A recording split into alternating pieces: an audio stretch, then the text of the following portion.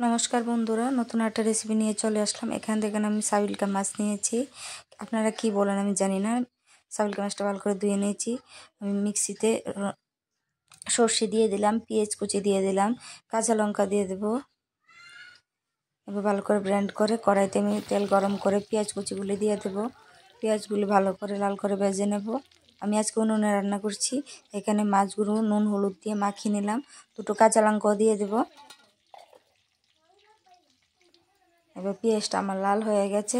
এবার আমি যে মশলা ডোটা বানিয়েছিলাম ডোটা দিয়ে দেব। ভালো লাগলে অবশ্যই আমার চ্যানেলটাকে সাবস্ক্রাইব করে দেবেন। যারা যারা করে দিয়েছেন তাদেরকে অসংখ্য ধন্যবাদ। এবার আমি মশলাটা ভালো করে কষিয়ে নেব। যেহেতু সর্ষা বেশি ভাজলে তেতো হয়ে যায়, আমি কমই ভাজবো।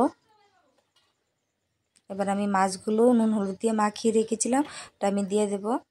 দিয়ে আস্তে আস্তে করে কষিয়ে নেব।